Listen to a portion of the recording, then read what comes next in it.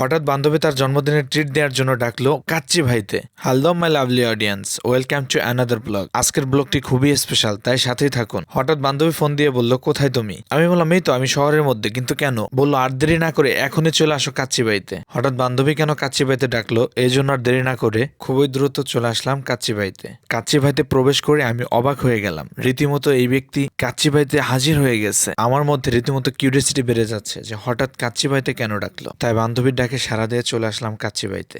আসার পরে তাকে জিজ্ঞেস করলাম, কি ব্যাপার, আজকে কাচ্চি ভাইতে হঠাৎ কেন ডাকলাম আমাকে? তো সে আমাকে বলতেছে, কাচ্চি ভাইতে ডাকবো না, ভুলে গেলে চলবে? আজকে না আমার জন্মদিন, আমার জন্মদিনের গিফট কোথায়? তো তারপরে আমি বললাম যে গিফট তো আমি নিজেই। তাই এদিকে ওদিক একটু তাকিয়ে নিজে ভাব নিয়ে কাচ্চি ভাইতে প্রথমবারের মতো আসছি, একটু ভাব নিয়ে নিলাম। তাকিয়ে দেখি বান্ধবী অর্ডার দেওয়ার জন্য মেনু কার্ড হাতে নিয়ে বসে আছে। তো আমাকে বলছে, কি খাবে, কি অর্ডার দিব বলো। তারপর আমি বললাম, মেনু কার্ডটা আমার হাতে দাও, আমি দেখি কাচ্চি ভাইতে কি কি রেসিপি আছে। এর মধ্যে কাচ্চি ভাইয়ের স্টাফের সাথে একটু গোপন আলাপ করে নিলাম।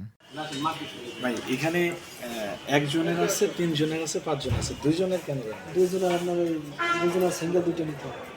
সিঙ্গেল দুটো নিতে একটা কম্বো প্যাকেজ দিলে ভালো হয় না? এই যে যারা কাপল আছে বা এরকম দুইজন যারা আছে, কম্বোতে মানে আপনার 1:3 দেওয়া আছে, 1:5 দেওয়া আছে। আবার অনেকে আছে 5জন আসলে আপনার সিঙ্গেল 5টা নেয়, কম্বো নেয় না। 3জন আসলে তিনজন আবার ওই সিঙ্গেল নেয়, কম্বো নেয় না। এই জন্য ঠিক আছে। আমাদের ফরিদপুরে কেমন সারা পাচ্ছেন? ফরিদপুরে খুবই ভালো সারা পাচ্ছে আমরা। কাচ্চি ভাইয়ের স্টাফের সাথে গোপন আলাপ শেষ করে অর্ডার দিয়ে দিলাম আজকে আমাদের পছন্দের খাবার। আমরা অর্ডার করেছিলাম সিঙ্গেল দুটা কাচ্চি এবং তার সাথে একটা বোরহানি। আমি তো অবাক হয়ে যাচ্ছি যে বান্ধবী আজকে আমাকে ট্রিট দিবে। যাই হোক, এর মধ্যে আমাদের খাবারটা চলে আসলো, আলহামদুলিল্লাহ পর্যাপ্ত পরিমাণে ছিল।